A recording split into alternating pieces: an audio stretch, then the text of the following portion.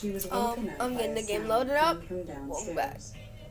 When she got up to check what it was, her mom was awake as well. When they got to the landing and switched on the lights, a man was standing there, halfway up the stairs, holding a huge knife. He said, "Tell us where your car keys are, or I'm coming up there." She told him where they were, and the man called to someone downstairs to go get them. He told them to stay put and keep their hands in the air. Part Once 3 the other man got the keys, of they Lego left Super and Mario moved into a of walking car. Lego Super When the Mario police came, Heroes they 2. said the men had been doing this to a lot of rich folks in the area, and that there were 3 of them in total. Alright, let's go. working together. She was really shaken up by the incident and even had to take some time off work. They got a security system installed and hard metal bars put on the downstairs windows shortly after it happened. Oh my god. Oh my god. Having this break-in happen when she and her mom were home alone was one of the scariest things she said ever happened to her.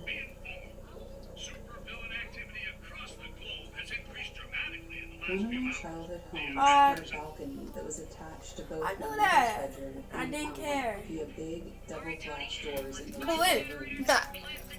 Next to the balcony are 2 trees. One I often used to climb up and down from the balcony. This balcony faced out to the street. One night, when I was about 13, I'm a girl, and my brother and mother weren't home, I was reading in bed with a very dim reading light. I heard what sounded like something moving in one of the trees outside, but this didn't worry me, as possums and bats are very common in that area. Now, I had thin curtains on the glass doors that separated my room from the balcony. Then we got this guy. As mentioned Oh, previously, hey. the doors faced out toward the street, where the street lamp light was always visible through my curtains. Shortly after hearing the tree rustling noises, I see a shadow slowly move past the doors, at which point I immediately turn off my reading light and freeze like a deer in headlights. The shadow was tall, so it wasn't one of the neighbor kids that I'm friends with, and it wasn't my 5-foot-tall mother. The person moved slowly, Spider-Man. creeping as though they were trying not to be noticed. They wouldn't likely be able to see me in my room, but I could see them Oh, crap. thanks to the streetlights I think we got behind me creating a dark silhouette. I know if built They moved underwater. past my doors and out of sight. I sat there, unable to move or even think about what to do, other than to be absolutely still. That is, until I heard another sound. The sound of someone trying to open a glass door. Dang. My mom's doors to the balcony. I didn't know if she had locked them or not, but I wasn't about to take any chances. There we go. I moved as quickly and as Is silently that an as I elevator? could No. to my bedroom door and locked it. I listened for what the person was doing now. I had a school. They were still jiggling the glass door handle, but it sounded like the doors weren't opening. I felt relief. This person couldn't get in. Surely all I had to do was wait for them to realize Alright, that, guys. and then they would leave, right? Well, I heard light footsteps moving back along the Stop. balcony to my set of glass doors, until I saw his shadow stop directly in front of them. Again, I froze. He couldn't see me. He couldn't know that I could see him. I saw a shadow of a hand reach up to the door's handle, and my heart stopped. Hello. What Those the doors heck? myself I think again. I spun it the wrong I way. was I'm out not there sure. earlier. What if I forgot? The seconds leading up to me grabbing the handle. Bro, I hate when these people always die on But it. thankfully, when this person tried to open the door, it didn't open. It was locked. I sighed such a huge sigh of relief that I was worried he had heard it. Oh my god, guys. After this, he began pacing the length of the balcony. I didn't Oh my god, you want X Games I mode. thought that I was too young to have one yet. And the landline was at the other end of the house. But I was too scared to take my eyes off this person, even to call for help. I was silently crying, tears streaming down my cheeks, as I internally prayed that they would just leave. Then, I heard him stop moving. He said, "I could just break the glass, you know." Before I could even process this, I saw car headlights turn around the corner of my street and then stop at our property gate. My mom was home. The person on the balcony moved out of sight, and I heard a loud thump as they jumped off of it. When my mom came inside, I was hysterical and was barely coherent in telling her what happened. Eventually, I got the message across and she called the police. They never found or caught anyone, but a neighbor reported a truck in the street that matched the description I didn't know his that gauntlet. reported recently for attempted child abduction. Why did you call them gauntlets? I'm too big for Thanos. Since I walked that short distance daily, the police suspected that he had followed me or had seen where I lived and waited for me to be alone. So this happened to me on Thursday, April 25th, and I still can't shake off how terrifying and strange it was. I was home alone, Honey, getting ready for the 12 p.m. college class that night. yeah, bad And I guys. opened my blinds to let some natural light in.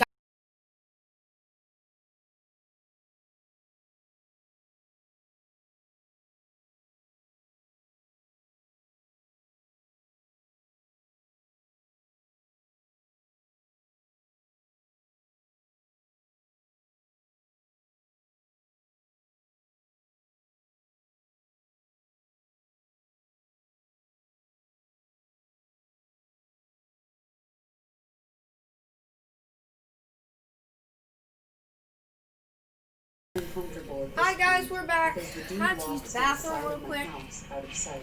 It was 3 seconds I for you, head but it upstairs to was see 10 him minutes now for me. running around my front yard and my driveway, Anyway. looking at things, checking out Anyways, the house. oh my god, He still bro, hasn't my seen body me just since fell to then. the floor. I call my dad and ask him if we've hired anybody to come Ow. by the house. He says not that he knows it. He's going to call my mom and ask her, and then That's call so me back. hurting. I'm waiting for the call It be when I hurting. notice this strange dude's car. It's a white Honda with no license plate. That's Miss Marvel Just can parked only do parallel that. to my front door. The dude still I've watched hasn't seen me, Avengers. and he's still wandering You around. have never watched So I take this as an Avengers. opportunity to remember that we have a You security probably system. won't know what's going and a on right Honda. now.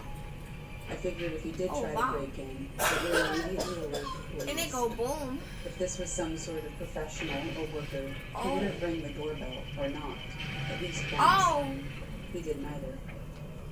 Just then, I got a call back from my dad, Like, saying hey, that neither him or my mom hired anybody to come by today, guess we just and that I go needed down to this call the hatch. local police station immediately. I went back downstairs after making sure to lock every door and window upstairs, Oh, and I called heck my city's no. police station. I explained to the Those woman will on be the other end what was happening, but she decides she's not going to send an officer out. Instead, she gives me the number to call their emergency dispatch line and told me to talk to them. I call the number she gave me, and immediately I get an automated message saying, "Thank you for calling my town's non-emergency hotline. Nobody is available to take your call right now. If this is an emergency, please hang up and dial 911. At this point, I'm really irritated because 15 minutes has passed, and this weird dude is still lurking around my house while I'm home alone. And apparently that wasn't enough to warrant an emergency to the lady I called at my local police department.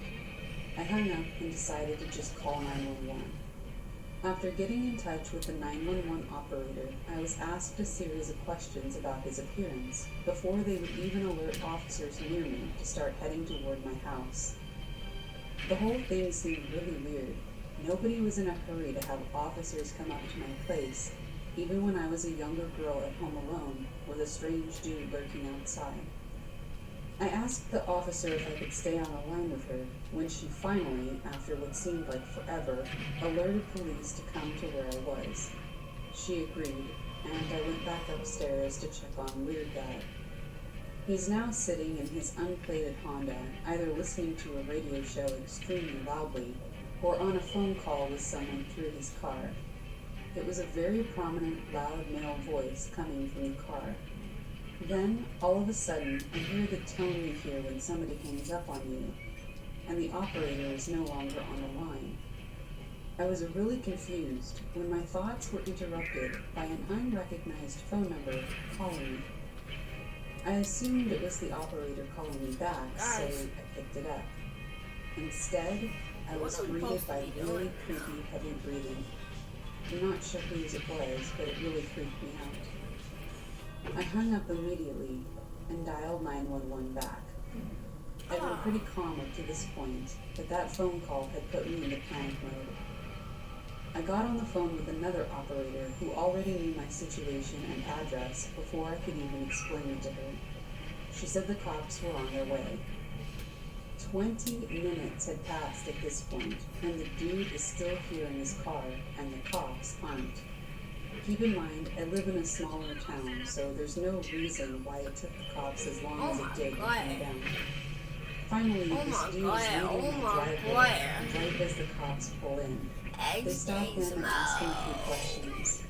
A cop then comes to my door and hands me a sketchy-looking flyer saying, "He was just a landscaper. He said he had an appointment." I was relieved and irritated that it was just a dude my mom had hired. I was really relieved and irritated that it was just a dude my mom had hired, until I realized that it wasn't. I called my mom back and said the cops had said that dude is so annoying, y'all. And that he had an I appointment. think y'all can agree with My me. mom replied with, "I can assure you that we He is never annoying. hired a landscaper. We don't even need one." I have no idea what he wanted that day, but I'm really glad that he didn't get it.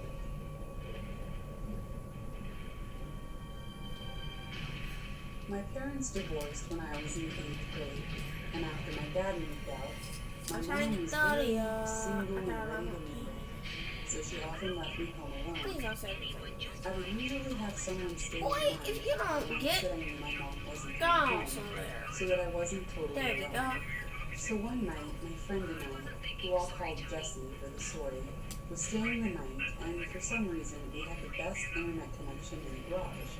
So we were just there, messing around on MySpace and such, when we started hearing what sounded like two people talking. Jessie and I stopped talking, and were trying to hear what the people were saying. We got up and stood by the garage door, but we still couldn't make it out. So we went inside and looked through the peephole on my front door. There were two men standing in my driveway by my garage, looking around. I immediately freaked out, because they weren't standing on the sidewalk or anything.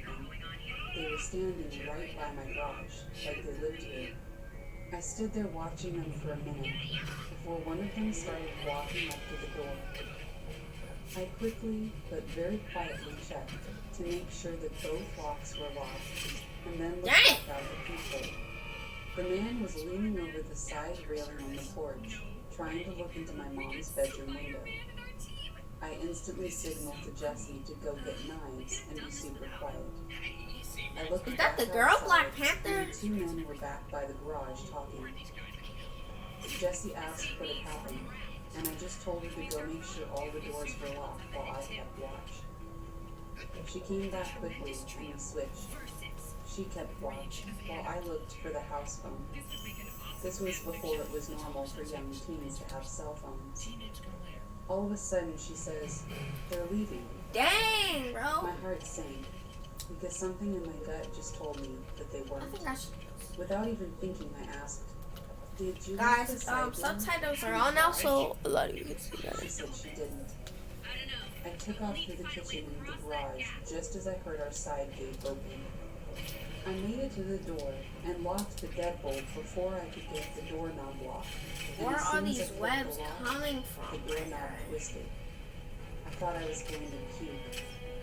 I grabbed the handle and locked it before running back inside and locking I the have glass webs door. coming from England. I ran to the back door, and at that point, I just started yelling, "Lock the windows!"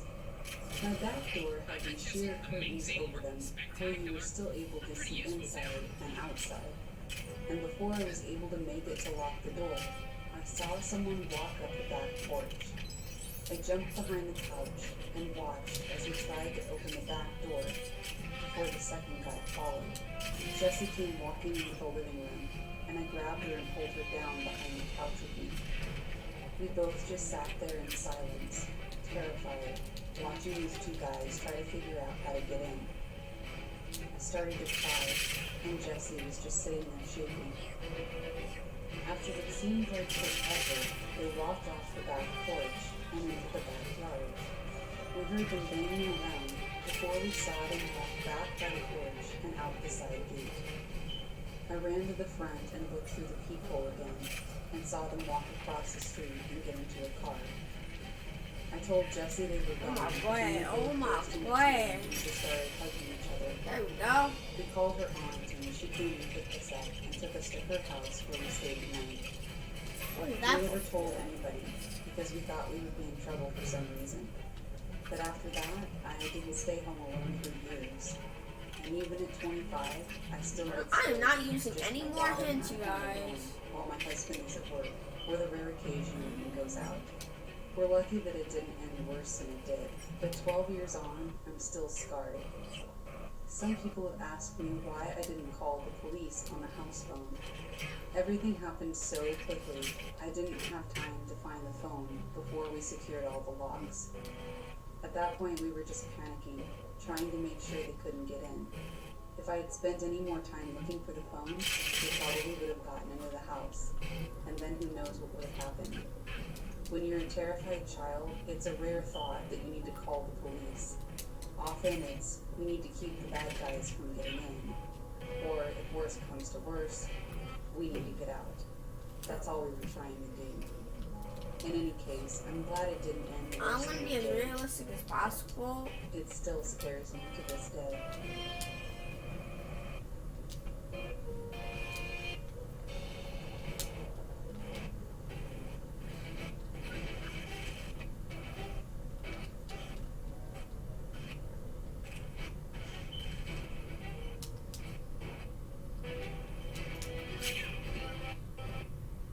There goes Spider-Man.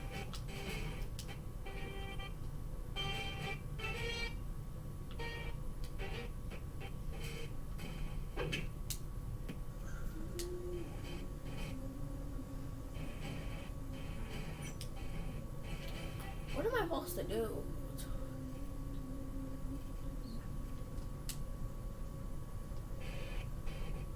This story takes place in August of 2013 in the mountains of southern Oregon. I am a U.S. Air Force Security Forces Airman, military policeman. My girlfriend was at work, and as a sweltering hot day began to turn into thunderstorms, my buddy Nick, another military cop, and I decided to go explore some back roads and get out of the heat in town. Southern Oregon is crisscrossed with logging roads, some actively used and many totally forgotten and overgrown. Nick and I spent many of our days off starting on roads that we knew, finding roads we didn't know, driving for hours into the mountains, and eventually navigating back to paved roads.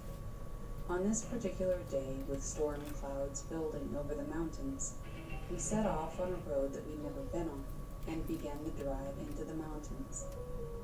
After driving for around an hour, we hadn't seen or heard any signs of other people in the woods.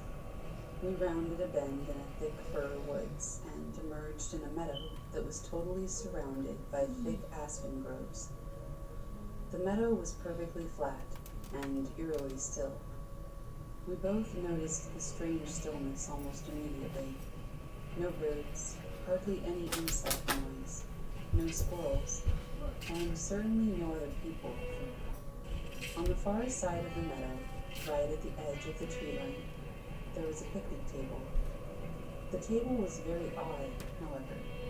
It was painted a bright orange and was much larger than a typical picnic table in a park. Remarking on this, Nick drove through the meadow to get a closer look. I remember being apprehensive as we approached. The whole scenario was exceptionally strange. The overall silence of the aspen grove was unsettling. Also, it was nearly impossible to see very far into the trees, as aspens grow extremely close together. When we parked by the table, I hopped out of the passenger seat of the truck to check it out. I'm not very tall, only about 5'5", but regardless, the table was ridiculously oversized and practically unusable. Alright guys, charging. Had to charge my computer, so camera. Computer, camera, whatever. You guys still getting the video? That's all that matters. I think we're supposed to go on this. Spider-Man be crawling. Why you built like that though? A small Boy, little boy, 50 feet from the strange table. I had an initial feeling of dread, and felt certain that there was someone in that tent, and that if we could see the tent, they could see us. There were no campgrounds in this area, no people, no main roads for miles. Surely somebody camping so remotely would be, at the very least, a strange person. However, as we observed the tent, we didn't see any movement or hear any sounds. Marvel for this one, because Spider-Man. Nick suggested that I call out. I didn't want to, but I did. Hey, anyone in there? I yelled. No reply. Feeling completely on edge, Nick and I thought about driving away and leaving this strange area. But then we began to fear the worst. What if there was a body in the tent? What if somebody had gotten kidnapped? What if somebody really needed help? This is White Tiger. Foolish, I know, but we followed all the same. After some debate, we decided to have Nick turn the truck around to drive away from camp, should we need to leave in a hurry.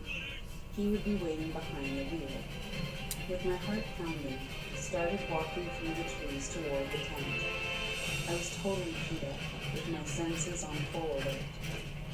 When I reached the campsite, you can call it that, several things struck me as odd.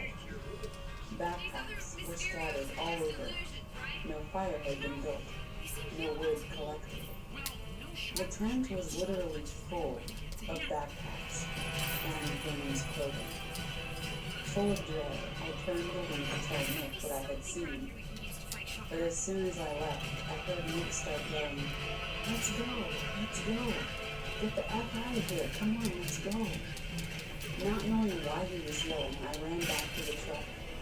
When I broke out of the trees, I saw a beat-up old Ford Taurus on the road, blocking us, screaming in the meadow. I immediately ducked into the passenger seat. Oh my gosh, bro. And Nick floored the gas pedal. This is low-key. The car was occupied by two men. Third person was laying against the window in the back. As we drove across the meadow, the driver attempted to block us from the road, but Nick drove around and accelerated out the way we were coming from. I looked back and saw the car attempting to turn around on the narrow road. Nick drove like a madman, and though I was honestly terrified that they would catch up, we hit the highway without seeing the car again.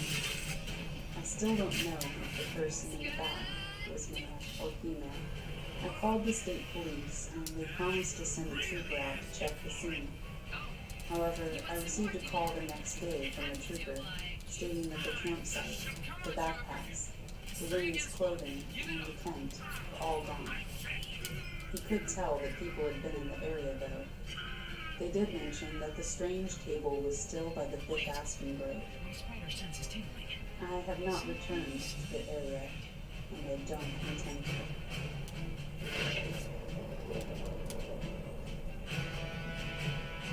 I've only shared this experience with a few people in the years since it happened. It was the first Tuesday of the Pennsylvania deer season, December 3rd, 2013. I've always been an avid hunter, and I would wake up very early. Guys, something is not right. Before daylight. I would be in the woods at 4:30 in the morning. Because usually at the end of missions, there's a state game lands meant beating other people into the woods to get a decent spot. When I got to the parking area at about 4:15, nobody else was there. So I walked into the woods, not using a flashlight, just walking by moonlight. I walked through a field into the tree line and started on the path to my spot. I came to the intersection in the path. One way went left and down the mountain. The other way went right. I went right because my spot was on the other side. Roughly 50 yards after making the right-hand turn, I smelled what I could only describe as hot garbage. It hit me in the face, hot dumpster juice in the middle of August. So I stopped there, turned on my flashlight, expecting to see piles of garbage, but nothing. No garbage, nothing good, just that hot garbage smell. Keep in mind, this is in December. It's cold out. High 20s to low 30s. So even if there was garbage, it shouldn't smell that bad. Dang. So, kind of thought nothing of it. I followed the path to my spot, which was down over the ridge from the garbage smell, roughly 40 feet down. That leads into the grass field where I would sit. I set up my seat, got settled in for about 2 minutes. And that's when the rocks started coming down the ridge. The first rock startled me, causing me to turn on my light again, scanning the field, hoping to see eye reflection of a deer. But nothing was there. I sat back down. Another rock comes down the ridge. This time I stand up to go into the grass field with a flashlight and the pistol that I carry while hunting. I scanned again. Nothing. I purposefully waited in that field for about 5 minutes. Now I'm getting angry, assuming that another hunter is messing with me because I'm in their spot. Oh my I sit god. down again. The third rock, sounding larger than the others, comes tumbling down the ridge. I don't get up this time. Not 2 minutes after that, another rock, not tumbled, but sounded as though it was thrown off the ridge and landed in the field. Now I'm pissed. I gathered up my gear and started back up to the trail to the ridge. I get on top of the ridge, scanning with my light the whole time. Nothing.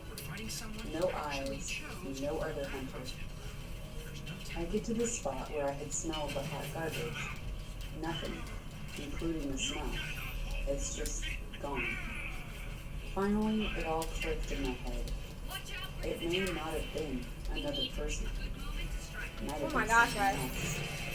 I've heard stories of people's Bigfoot experiences, a lot of which you know, about how bad they see and about black spirit friends. I thought, screw this. I all but ran out of the woods, and to top it off, no other vehicles were in the parking area when I got out of the woods. This took place in Pennsylvania State Game Lands 229. Bro, there's so many booby traps.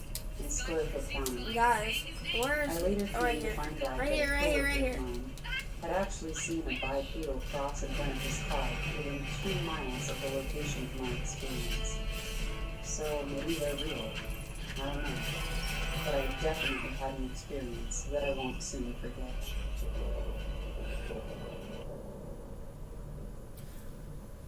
My girlfriend and I went on a 3-day backpacking trip in the Monongahela National Forest. It was day 2 of the trip, and we were coming back toward the trailhead on the return loop.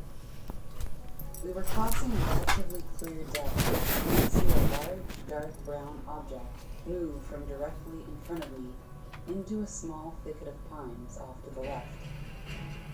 At about 30 yards, it went from 12 o'clock to 10 o'clock in my field of vision in about 1 second. Alright guys, sorry for that. Quick, despite it being large and making no sound whatsoever.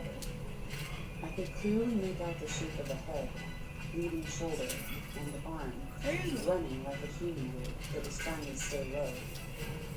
I freeze in my tracks and look for a second, and then I explain to Susie what I had seen. She was watching her footing and hadn't seen it at all. We watched and waited for a few minutes, then for a few minutes discussed what it could have been. We decided the only thing that size and color could be a bear. I jokingly laughed it off as a Bigfoot sighting. Took a picture of the spot, marked the GPS coordinates, and we continued. As the day went on, the more I realized that it could not have been a bear. What I saw moved too fast to have been one, and I clearly saw horizontal shoulders, which meant that this thing was walking upright if hunched over. And that the only way to cross that area without making a sound would have been by stepping nimbly from stone to stone. We finished the trip without giving it a whole lot more thought. I got home tonight and I was telling this story to some friends in a group chat.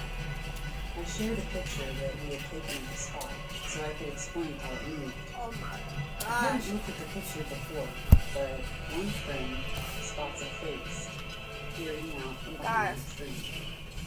And sure enough, it was in the exact spot Oh my gosh. where I saw the mystery creature run to.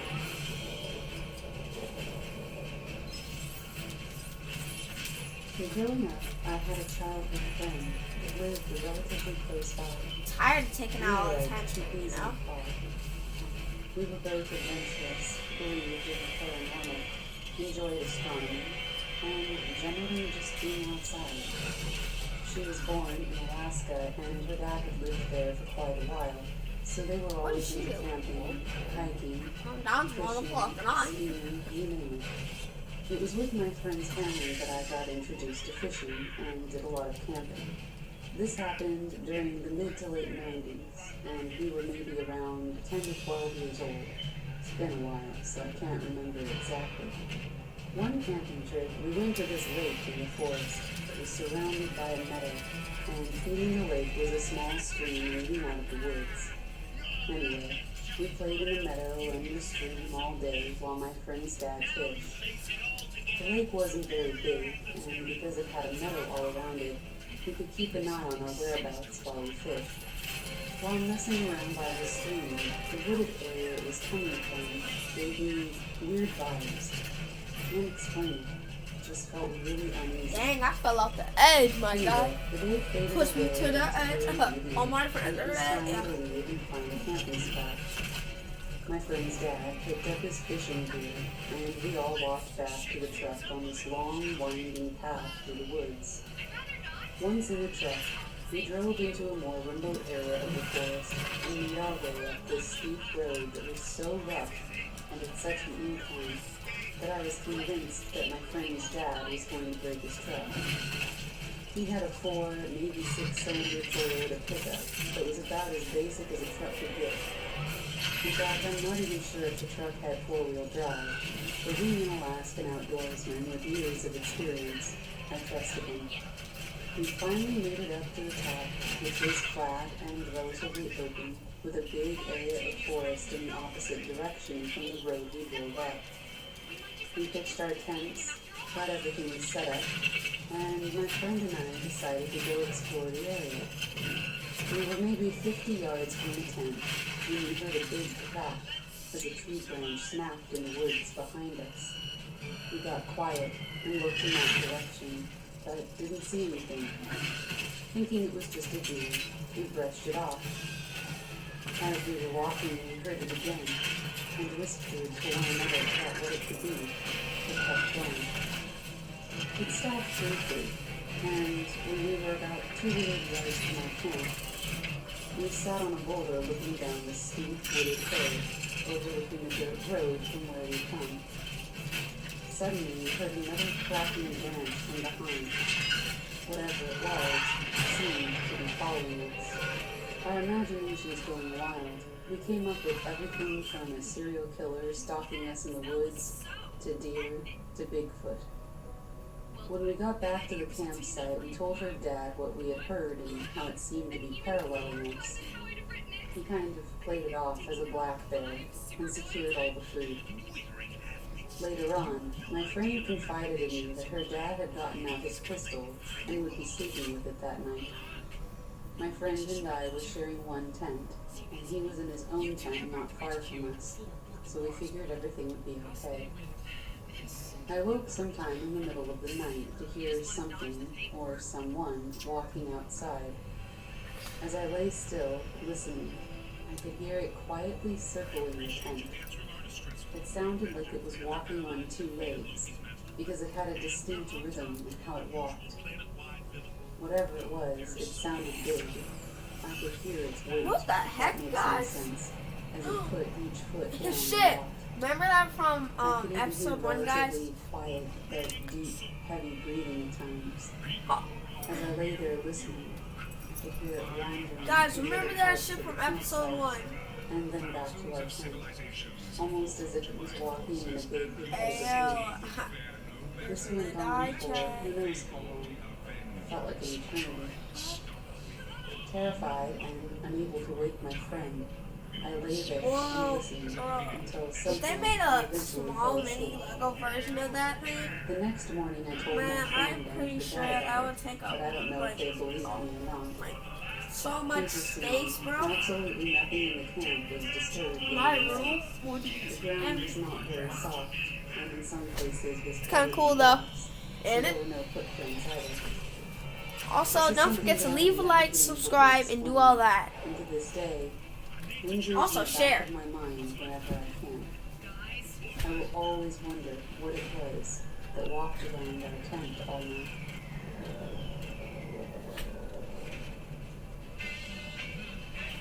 My grandparents, along with my grandma's Does everybody just play that song?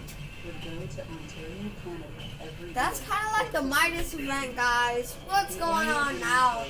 That's kind of weird. Oh no, this is just like the Midas event. During these vacations, they would go park by the garbage dump. Everything's and watch the disappearing. bears come out. Sadly, the local bear population had been reduced to Bro. eating garbage due to the presence Spider-Man just disappeared. Being Like, from the south side of Chicago, it was fun and interesting for my grandparents, particularly my grandma. One evening, my grandma and my Aunt Beth were parked on the rim of the dump and sitting in Beth's car, looking down at the bears who dumped below. While my grandma sees one bear on spring blades, he turns and makes eye contact with her. To her dismay, she realized that this was not a bear. It was Bigfoot. He looked at me with such evil in his eyes, she said. She screamed at Beth to start the car and to get out of there.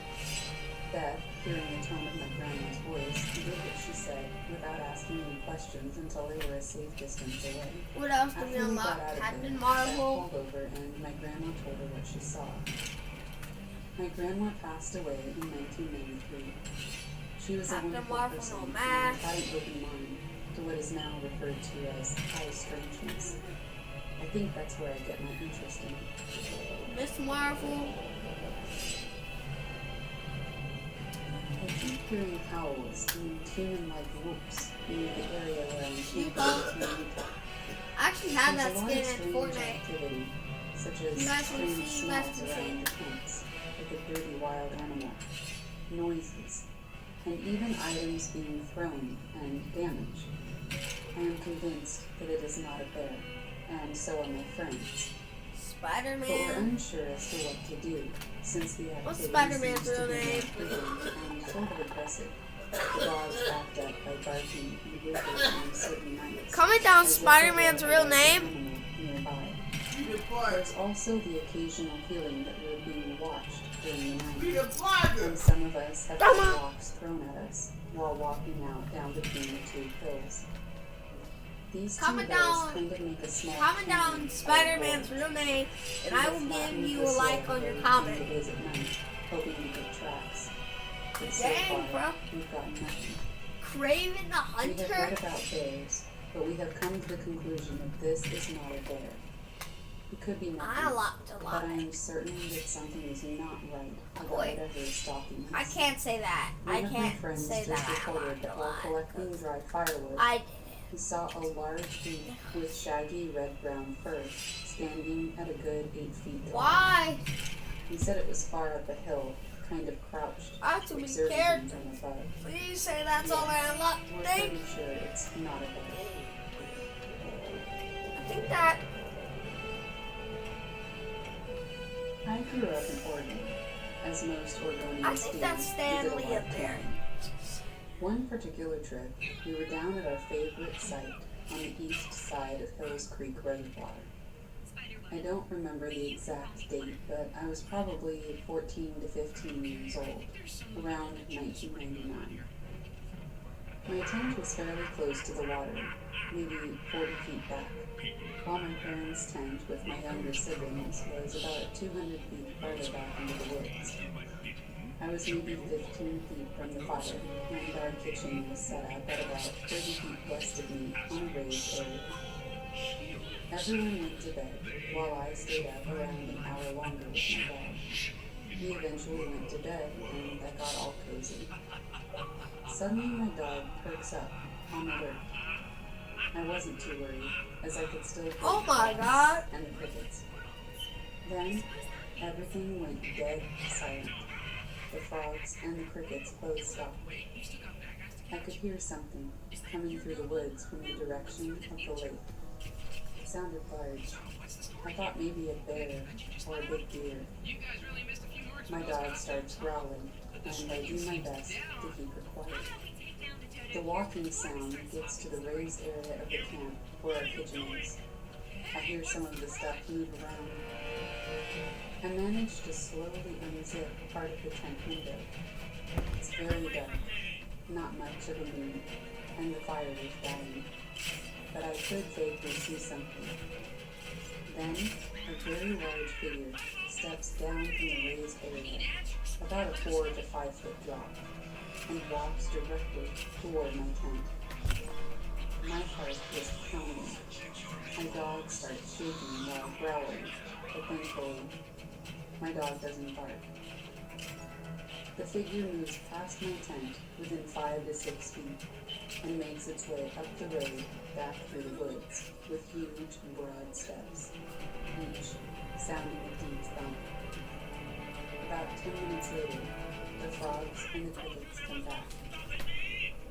I'm nearly 100% sure that I saw Bigfoot.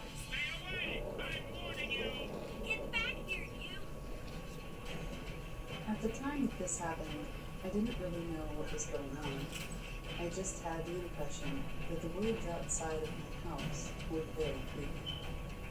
I only recently decided that I think it was a Bigfoot after doing a lot of research and seeing a lot of similarities between my own story and other people's stories with had encounters. My family started building a house in rural South Georgia when I was 12, and we moved in once it was finished a few months after I turned 13. It was a few miles outside of the town we lived in, a plantation town on the Florida-Georgia border. We lived there until I graduated from high school in 2013. The first thing I don't actually remember happening, but my dad told me about it a few months ago.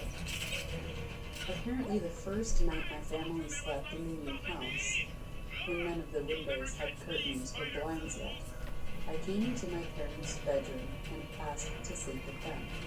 I did this a lot as a little kid, but it was pretty unusual by the time I was 13. My dad said that I told him I saw a face looking into my window, and that it scared me. The rest of all of this I remember pretty clearly.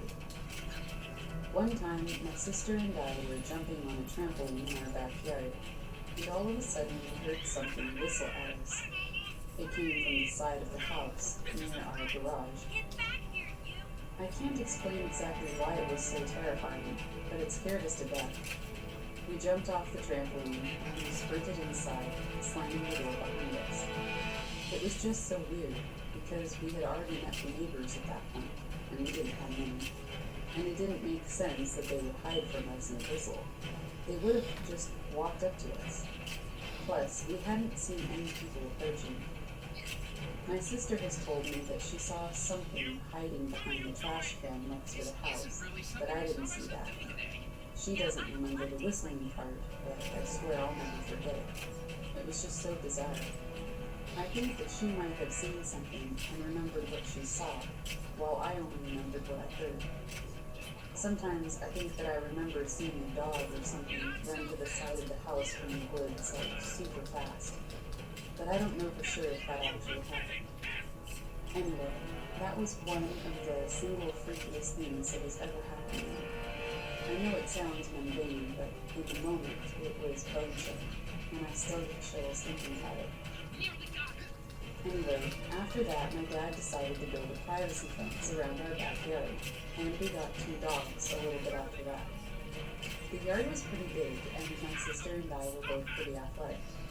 We would put on headphones and play in the yard while we listened to music. kick a soccer ball, run laps around the yard, play fetch with the dogs, things like that. Sometimes we do this with each other, and sometimes by ourselves. At night, I always thought I would see some sort of cone-shaped head looking at me over the fence. But if I did a double take to make sure that I wasn't seeing things, the head would be gone. Other times, I would be out in the yard by myself, and all of a sudden, out of nowhere, I would feel like I was being watched. This was always scarier to me than when I thought I saw things. I swear it was like I knew that something was watching me, and it was overwhelming. I would stop what I was doing immediately and go inside. This happened all the time. Other times, I'd be shooting basketball in our driveway or going for a jog through the neighborhood. It was a developing subdivision, not a house out in the woods by itself, and I would get that same freaky feeling. After we got our licenses, I think I actually saw one while I was driving. We were with another friend who also lived outside the city limits on the way to her house. Our friend was in the front seat, and my sister was in the back seat. We were coming around this bend not too far away from our neighborhood, and all of a sudden my friend and I saw this super tall brown thing on the side of the road. It was very tall, huge. It looked like a really old man with a long beard and a distorted face. It was slender too, not bulky. My friend and I saw it at the same time, and both said, "What was that?" I guess my sister was on her phone or something, because I remember that she asked us what we saw, but we'd already passed it by the time she looked out her window. My friend and I both agreed that it was a man in a mask trying to scare people, but I don't think either of us believed that. From then on out, every time I drove past that spot, I would try to see if there were any weird trees or something that we maybe could have thought was a person with a mask, but it just looked like a regular patch of woods. Another time, a different friend was playing with us outside as the sun was setting. We were walking down this empty road that no houses had been built on, and to our left was some woods with miles and miles of ATV trails. All of a sudden, he just goes, "Run." We didn't ask questions. We all sprinted back to the house. When we got back, he was shaken up, and he said that he saw something, but he never did tell us what it was. My sister and I are both grown now, and our parents sold the house and moved out of state when we were in college, so we haven't been back for years. But after I did some research and started putting some pieces together, I asked my sister if she thought the house we grew up in was creepy, and she said it absolutely was. She would feel like she was being watched anyway too, and remembers seeing shadows moving in the woods. She said she'll never forget seeing something hiding behind the trash can at one time. She even independently Googled Bigfoot sightings in the town we grew up in, and found an article about a rash of sightings that happened while we were in middle school. Anyway, we both believe that that's why we were so creeped out by the woods outside of our house, that there was probably a Bigfoot, maybe more than one, living out there. I never connected all of these weird things until I started listening to Bigfoot podcasts and stuff like that. But now that I've put the pieces together, I feel like I can't unsee it.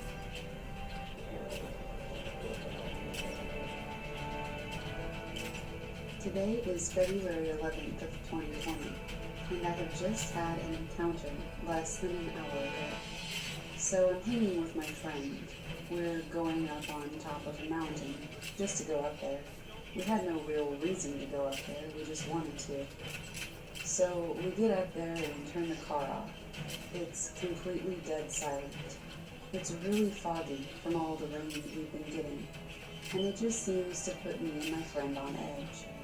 So we're sitting there with our windows cracked because we were vaping, and all of a sudden we hear something in the woods, off to our left. He turns down the music, and we both listen. We can see and hear the bushes rustling. First it would be in one spot, and then 10 seconds later it would be in another. My friend opens the door, and I grab his wrist and pull him back into the car. I ask him if he's crazy, and he tells me no, he's just curious. I tell him that being curious is what gets people killed in horror movies, and I'll be damned if I let you die with me present.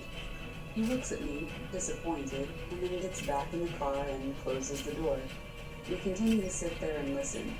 We hear the same stuff for about 2 minutes, and then it suddenly stops. We both look around, and he starts hitting my shoulder with a sense of panic. I go, "What do you want?" He points to a gravel driveway that leads up to the power lines we were parked under. At the top of the hill, we both see a tall figure standing there, staring us down. I could see the faint red glow in its eyes. I could see my friend's chest rising and falling in the faint light that our phones were emitting. I felt fine, but Guys, I want to get this dude, bro. Was not. It wasn't until the figure starts walking toward us with an alarming speed that I scream at my friend to snap out of it. He starts the car and hauls ass down the mountain. When we got off the mountain, we both looked at each other, asking each other non-verbally what the heck we just saw. I knew what I saw. I know it was Bigfoot. My friend wasn't so sure. He's not a believer.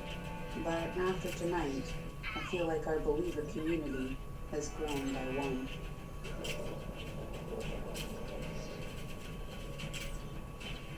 It was Labor Day of 2015. Oh my God. My mother, my wife, my 3 children, and I all went to a very remote cabin that we rented out. It was an old fire watchman station or something of the sort. So it had a cabin and 3 other sheds or outbuildings. I'll try to keep it short, but this is a truly bizarre story that I still can't figure out. We unpacked, settled into the cabin, and then decided to walk a couple hundred yards down to the river, barefoot or sandals with shorts for all of us. We got down to the pebbled shore and were playing and throwing rocks when I realized that there were 1-foot-long snakes everywhere. My wife, Mom, and I yanked up the 3 kids and boogied off. After reaching a safe distance from them, I went back with a water bottle and caught one in it to see what it was. Turns out, we'd been standing in a nest of diamondback rattlesnakes.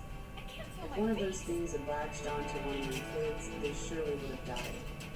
We were about 3 hours away from any medical facility. We got back to the cabin, and my mom and I went for a walk alone while my wife calmed the kiddos and fed them lunch. Upon returning about 15 minutes later, all 3 of my kids and my wife were inside with the doors and windows entirely shut up, even though we had opened everything to cool the place off. We went inside to hear all 4 of them start yelling about a bear that was about 150 yards from the cabin, puffing and puffing at the wife and kids on the front porch and eating. It was down by the river, about 30 yards or so down the hill, when he poked his head out and opened. What? A few hours go by, and in that time, an ATV passes by 3 times with 2 of those inbred looking snakes.